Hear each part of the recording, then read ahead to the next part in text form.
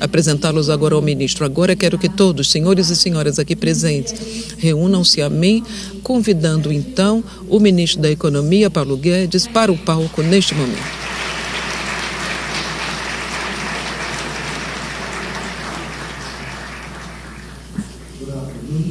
Boa tarde. Um prazer para mim estar aqui. Farei aqui algumas palavras sobre a economia brasileira e explicarei nosso pensamento naquilo que chamamos no programa presidencial o caminho para a prosperidade, porque não é coincidência. Nós conseguimos estabelecer o caminho e da prosperidade através da concorrência. O pensador liberal que reconstruiu a Alemanha depois da Segunda Guerra Mundial. O Brasil, nesses últimos 40 anos,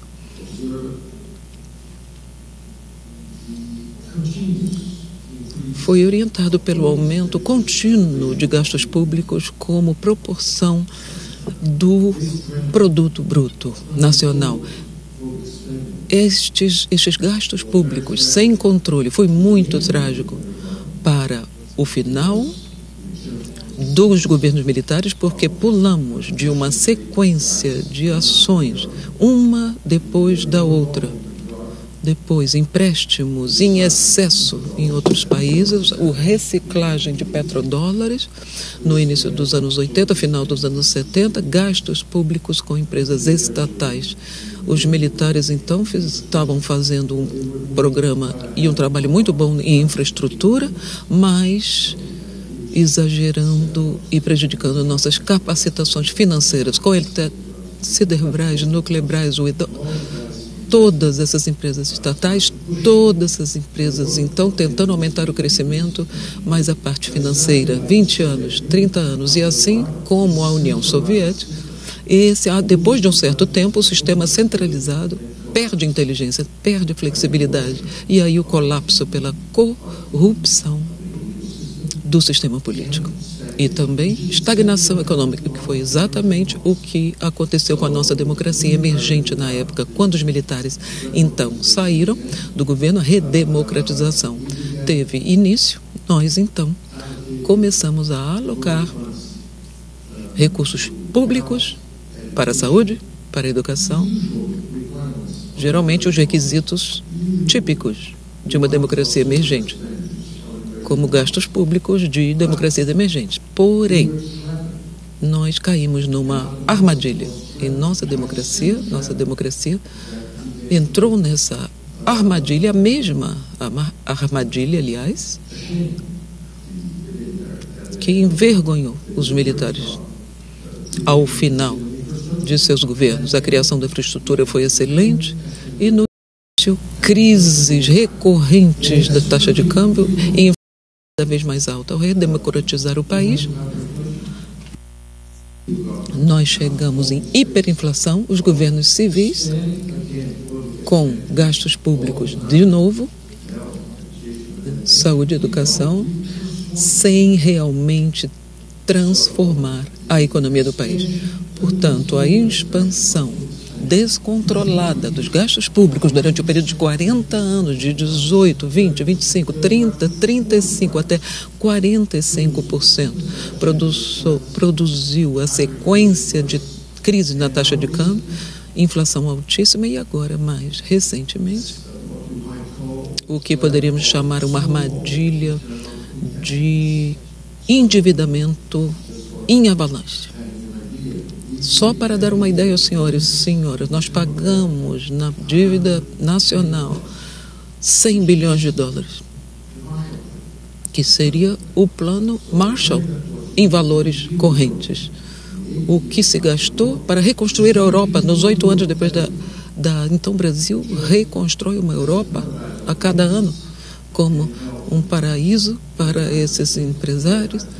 Muita carga tributária altíssima também durante esses anos. Portanto, desses gastos públicos sem controle, nos forçou a pagar taxas de juros altíssimas e, em última análise, corrompemos nosso sistema democrático e estagnamos a economia. Portanto, uma economia de controle central corrompeu a democracia e estagnou a economia.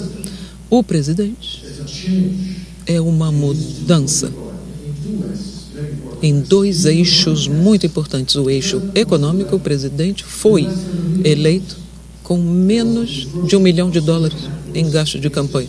Uma disrupção do establishment. Partidos políticos, mídia convencional, como aconteceu com Trump aqui, exatamente como aconteceu com o presidente Bolsonaro no Brasil. Falando diretamente com o povo, mídia social, menos de $1 milhão, contra candidatos que gastaram mais de $100 milhões. E ele conseguiu ganhar. Ganhou numa plataforma, primeiro, pessoal, por causa de seus atributos pessoais, liderança, determinação, integridade, transparência e também o senso de resolução, que é a marca dos grandes líderes. Porém, foi um fato interessante, muito interessante, porque mostrou uma democracia vibrante, muito diferente do que os senhores e senhoras aqui presentes talvez tenham lido e ouvido na mídia convencional, representando o establishment. Não, ao contrário, nossa democracia nunca esteve sob perigo. O presidente tem 30 anos de experiência dentro do Congresso Nacional do nosso país. Ele se recusa a jogar o jogo que contaminou a nossa política. Portanto, nós estamos mudando em dois eixos. O primeiro é o político. Em vez daquela política de varejo, comprando apoio político, usando companhias estatais para um jogo de cadeiras na arena política. Agora, não. O presidente ganhou baseado em valores e princípios sólidos, uma aliança de conservadores e liberais. Centro-direita. Depois de 30 anos de esquerda, agora centro-direita, aliança política ao redor do presidente. É uma aliança com princípios e valores. Não é sobre dinheiro. A tônica não é compras políticas e apoio político. Por outro lado, uma coisa impressionante que mostrou a resiliência do sistema político brasileiro é que nós temos 3 poderes independentes. Quando o Legislativo declarou sua independência com aquele impeachment do direito e depois na esquerda, o Executivo tentou comprar o apoio do Parlamento e aí, como o Judiciário, como o terceiro poder independente, que botou na cadeia a pessoa que vendeu e a pessoa que comprou. Portanto, o sistema democrático muito vibrante, com pesos e medidas, poderes independentes, e até quando a mídia se apaixonou pelo establishment, foi disruptado. Porque as pessoas querem mudança, votando abertamente a cada 2 anos. Portanto, o Brasil é estável, é uma democracia vibrante. O presidente sabe exatamente isso, sabe exatamente o que falhou. E agora um apoio maciço às reformas e essas alianças de conservadores. E nesses valores e com os liberais na economia é a nossa música. Portanto, primeiro eixo, as mudanças políticas, nova política agora com valores e princípios sólidos, e segundo eixo, o eixo econômico. E é a nossa parte que entra. Primeiro, reforma. Depois de gastos públicos, 45% do PIB. Os senhores e senhoras, indo ao Brasil, sentem o buraco negro das despesas públicas, engolindo as finanças do Brasil. A Previdência é um sistema de finance, pay as you go, já gastando parte do PIB antes do envelhecimento da população, portanto, ele 11%, gastando numa porcentagem, por exemplo, no Japão, muito díspare. Já estamos quebrando antes do envelhecimento da população. Nós temos que atacar isto. Não dá para evitar. Temos que fazê-lo com sabedoria, no sentido de que quem paga mais, quem ganha mais está pagando mais, reconhecendo que a Previdência é um princípio que não deve nem deixar nenhum brasileiro, nenhuma brasileira para trás, mas não é uma fábrica de privilégios como era a nossa Previdência, quando um político se aposentava ganhando 20 vezes mais do que um cidadão comum. Portanto, o homem que legislou estava legislando para si mesmo e seus colegas. Nós, então, temos uma proposta para mudar isso, e o presidente, com 2 meses depois da posse, com 10 dias no hospital, e o Congresso ausente, porque ele tomou posse 1º de janeiro, mas o Congresso só chega em fevereiro, no dia 1º. Portanto, e o presidente com 10 dias no hospital. Portanto, menos de 60 dias, tipo 45 dias, o presidente conseguiu enviar 2 reformas importantes para o Congresso. Uma anticrime, porque o Brasil estava com um nível altíssimo de violência, e esse foi um dos temas que conseguiu angariar muitos votos para o presidente. O povo brasileiro perdendo 60 mil cidadãos por ano, um Vietnã por ano. Pensemos no Brasil, perdendo cidadãos ao ritmo de um Vietnã por ano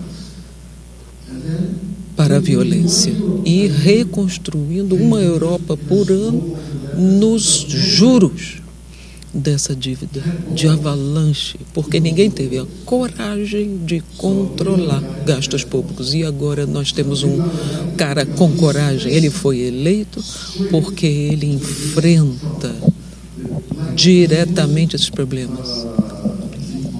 A falta, os princípios, a necessidade de controlar os gastos públicos. E ele disse abertamente, e as pessoas na campanha disseram, mas espera aí, ele é mal educado, ele é agressivo demais. Não, mas os princípios são ótimos. Tem muita gente com ótimas maneiras, mas princípios não nada bons. O povo entendeu isso e votou maciçamente pelo presidente Bolsonaro. Em menos de 60 dias, portanto, conseguiu enviar a proposta anticrime e a proposta de reforma da Previdência. E isso é o mais importante em gastos públicos, mas não é só mudar a trajetória, o futuro da Previdência, dos gastos. É mais do que isso, é uma mudança de regime.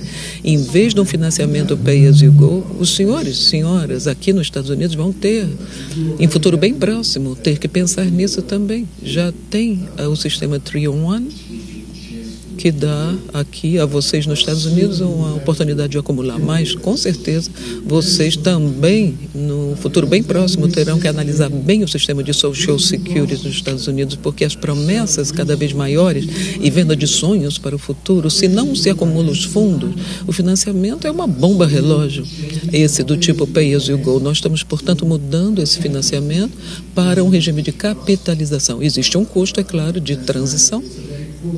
Portanto, por isso é que é tão importante a reforma fiscal que nós enviamos. E todos estão. O presidente teve a coragem e ele exigiu, os militares, os civis, que todos estejam juntos nisso. Mulheres pagando o preço, inclusive. Então, agora, se vai ganhar, se vai mais para as mulheres, vai ter que sacrificar aqui. Se vai sacrificar para militar, se vai dar para aqui, tem que tirar de algum lugar. Ou então não temos a coragem de salvar nossas crianças para o futuro. Algum preço temos que pagar. Temos que ter coragem ou não ter coragem. E sacrificar o futuro, nossos netos, para a mesma armadilha em que caímos. Então a bravura e a coragem foi do nosso presidente. Nós sabemos as preferências pessoais do nosso presidente, mas ele se levanta e enfrenta suas responsabilidades. E ele nos deu apoio integral para enviar essa reforma ótima para o Congresso. E a segundo gasto público, das contas públicas no Brasil, é exatamente o que eu já falei sobre as taxas de juros. Nós gastamos uma Europa reconstruída por ano. Não podemos observar isso e não fazer nada. Nós precisamos fazer o que uma empresa, qualquer empresa boa faz. Vender ativos, reduzir sua trajetória futura de gastos com juros. Nós fizemos o primeiro cálculo. Então, houve um tempo, 30 anos atrás, em que eu preparei, porque eu estava ajudando um candidato liberal para a presidência da República, e eu preparei um esquema de privatização plena impressionado com a experiência chilena, e naquela época nós vimos a parte de companhias estatais e a realidade era zero de dívida interna. Então, poderíamos ter tido 30 anos de taxas de juros bem baixas, crescimento bem alto e orçamentos fáceis para a saúde, para a educação, para tudo mais, mas pelo fato de não termos feito isso, a dívida escalou para 4 trilhões e o valor das empresas públicas, que era mais ou menos o mesmo dos dois lados, agora 25%, 22% do que era antes. Portanto, 10 anos olhando para o futuro, com as mudanças, privatização, em 10 anos nós vamos diminuir demais essa porcentagem. Então, perdendo os nossos ativos, porque o custo de cuidar daqueles ativos não é pago pela lucratividade. E pior ainda, não só as empresas estatais não estão funcionando com eficiência, mas também estão prejudicando o crescimento do investimento privado. Então, quantas estatais, sem investir, são ninhos de corrupção política e não deixam o investimento privado entrar. Portanto, 30 anos disso. E os investimentos públicos em colapso. Por quê? Por causa de seu próprio peso do orçamento.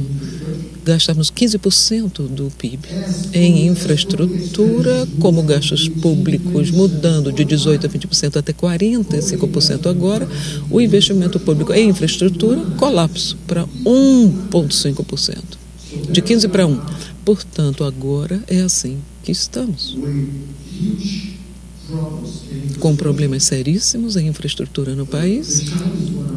Os chineses querendo, é claro, entrar. Temos minerais, temos minério de ferro, temos terra arável, temos...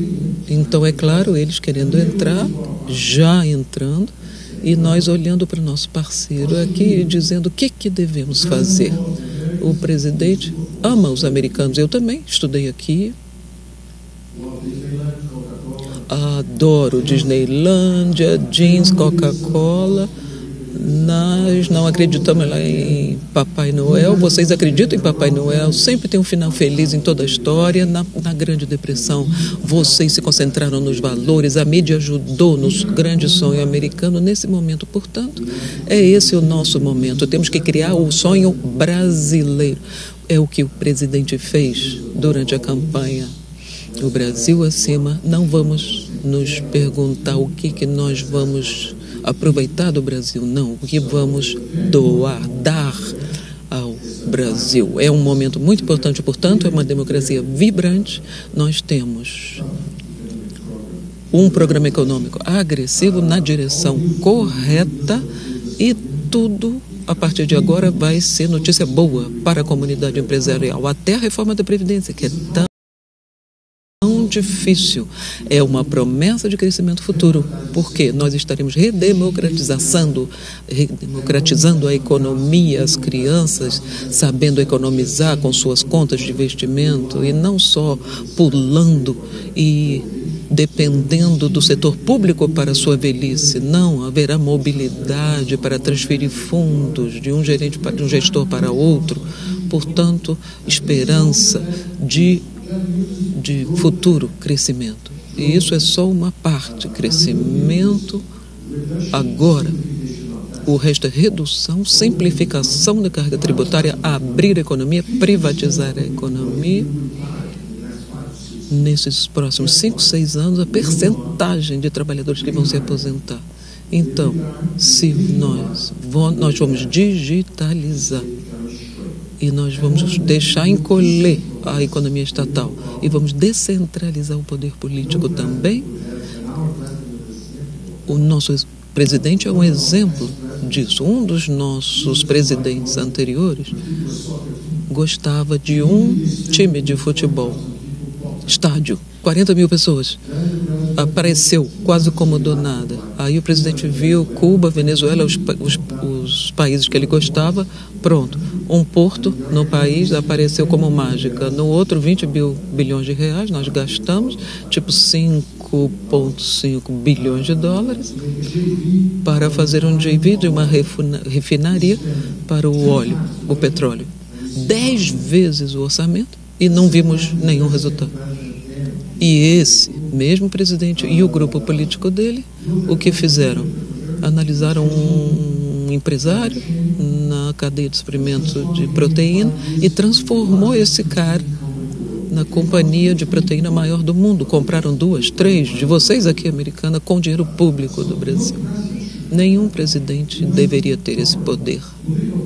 O poder político tem que ser limitado e descentralizado. Vocês aqui, 200 anos atrás, resolveram esse problema com os patriarcas da nação de vocês.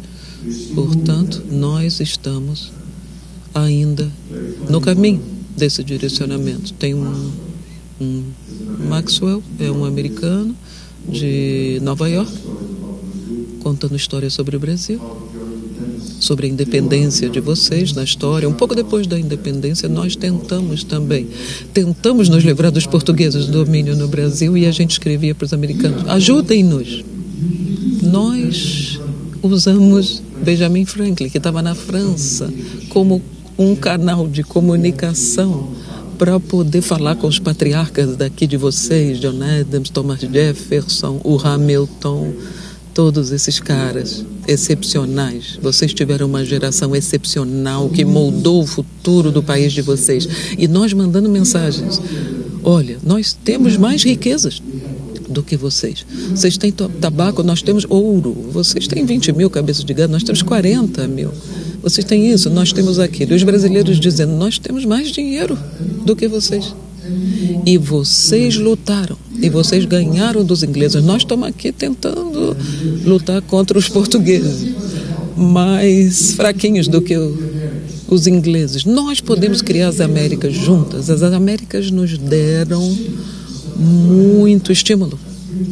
Os americanos nos incentivaram, vamos lá. E depois, quando a hora final chegou, os portugueses rodearam lá o grupo e chamamos os americanos: peraí, não, escutem-nos, é muito difícil lutar contra os ingleses, não podemos lutar contra o continente ao mesmo tempo, então nos vemos no futuro. Pronto, chegou agora o futuro. Então está aqui o convite, de novo, para uma grande parceria. Agora nós estamos, não é, swinging, dançando com os chineses. Os chineses dançam bem, número 1 parceiro comercial. É incrível, porque nós somos complementares, estamos juntos, somos similares. Mas, nós dois aqui, mas o comércio está maior com a China. E estão querendo. O Brasil adora Estados Unidos, eu também, mas eu digo o presidente: ame os Estados Unidos, mas deixe-me fazer comércio com aqueles que são mais lucrativos para nós, porque essa é a dança americana também. Vocês já estão dançando com os chineses há muito tempo, não é? Financiando nos últimos 15 anos o crescimento americano, roubando empregos, mas financiando esse consumo exagerado. Então agora é o momento da verdade. Por isso Trump foi eleito, e é o momento da verdade para nós brasileiros também. Nós estamos aqui, portanto, para abrir nossos mercados de maneira unilateral. Não é pedindo esmola, não é... Não. Queremos fazer a coisa unilateralmente para esperanças altas. Primeiro, reforma da Previdência, depois privatização. Estamos com a porta da loja aberta. Pode comprar terra. Nós estamos abertos. Queremos, sim, financiamento para nossas estradas de ferro. Vocês podem entrar, concessões, já tem havido aí conversas de petróleo e gás no Brasil. É terra eficiente, vasta, maior do mundo. 500 bilhões, quase 1 trilhão de dólares nesses 10 a 20 anos. É o valor presente agora. Na sexta-feira agora, vendemos 14 aeroportos, todos para gestão agora privada, vendidos, todas empresas de vários países. as compradoras. 3, 4 meses, daqui a 3, 4 meses estaremos vendendo óleo, pressão. Estamos de portas abertas para negócios. Precisamos desses investimentos privados. China, América, noruegueses, ingleses, Reino Unido, o mundo inteiro. Nós temos terra e muita, então no mundo desacelerando. E provavelmente o que vai acontecer é que vai demorar um pouco. É como vocês entrando na reabilitação e nós entrando. Isso já aconteceu no passado, nós estamos sincronizados, nós temos nossa própria dinâmica interna. Se nós fizermos bem a nossa tarefa de casa, vamos crescer. Porque nós temos uma economia relativamente fechada. É uma pena. A verdade é que a nossa economia é a 8ª mais importante do mundo. É uma economia bastante fechada, estagnada, com um setor público lento, devagar, centralizado. E sabemos que precisamos ir no rumo contrário. No século passado, durante 3/4 do século passado, o Brasil era o país que mais rapidamente crescia. 7,4% ao ano era o ritmo de crescimento, mais do que Japão, Coreia, mais do que qualquer outro país. Daí nós adoecemos com essa economia dirigida pelo Estado, com boas intenções, mas descarrilhamos, mesmo com o governo militar, que queria construir infraestrutura. Isto quase tira dos eixos a nossa economia. Passamos a uma hiperinflação. Quando nos comparamos com a hiperinflação que tinha a Alemanha, mês após mês, nós comíamos 10 mil cavalos, 3 mil cavalos, 100 cavalos que sobrassem. Então, que eu saiba, não comemos nenhum cavalo, como no caso da Rússia. Então, nosso povo é pacato, nós enfrentamos os estresses financeiros. Finalmente, nós escolhemos um liberador agora, uma aliança da direita e da esquerda. Duas coisas importantes foram feitas. Os aeroportos estão sendo privatizados.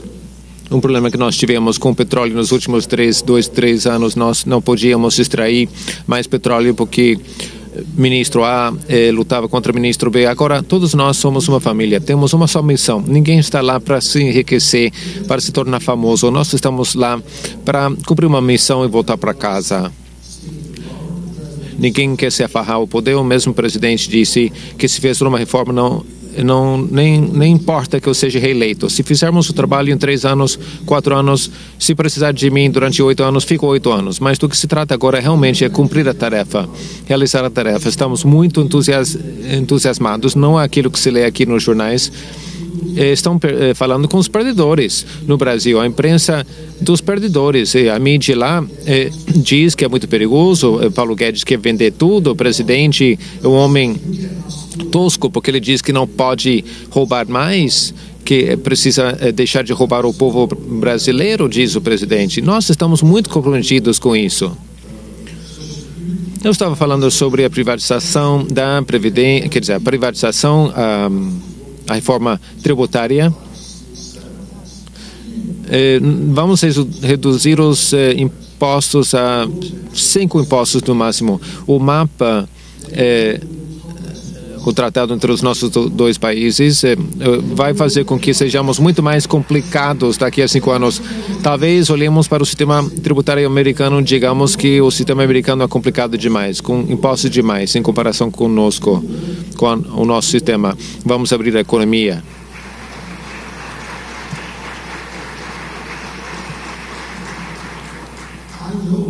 Eu sei, eu tive 2 reuniões hoje com Lighthizer e Wilbur Ross.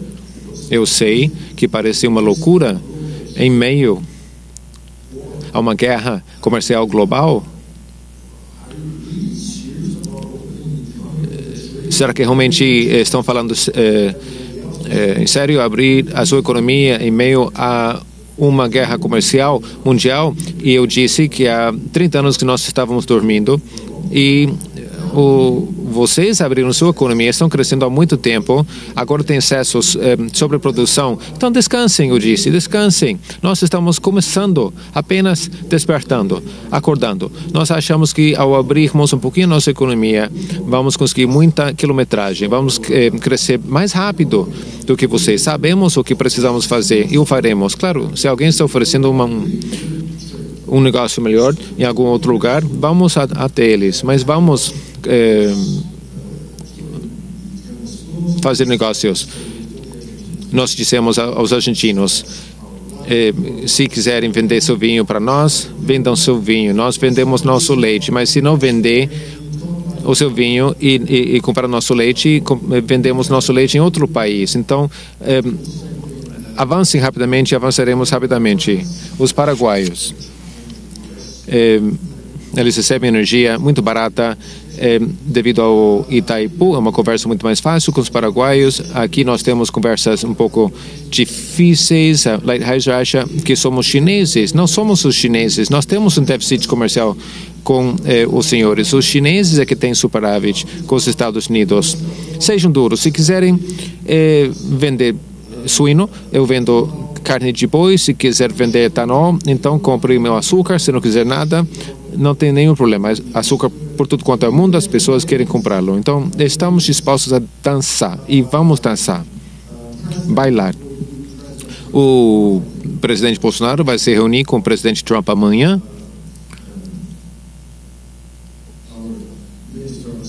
Ernesto, o nosso ministro de Relações Exteriores, sabe muito bem que geopoliticamente somos democracias ocidentais, do mundo ocidental. Sabemos quem somos, quem nos inspira, e são os senhores. Mas vemos como os senhores trocam bens com os chineses há décadas. Por que não podemos fazer isso nós? Então, sabem quem que faz mais investimentos diretos aqui? Os chineses.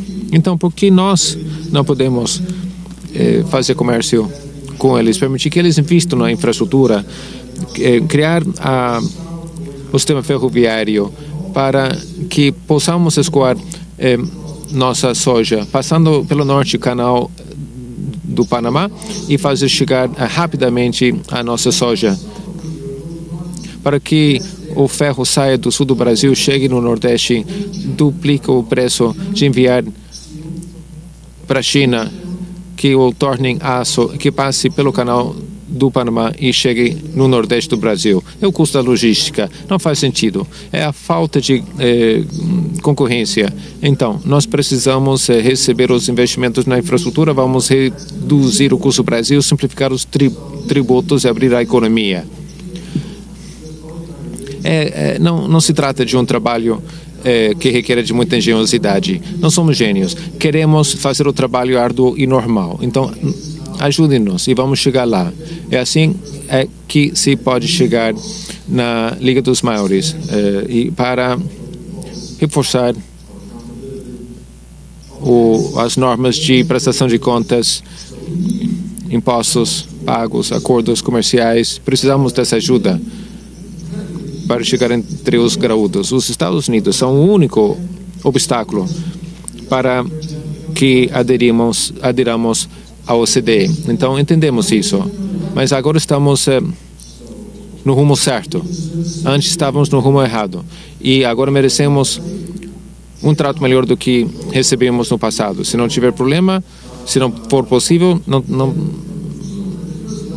não tem problema. Vamos avançar de qualquer jeito.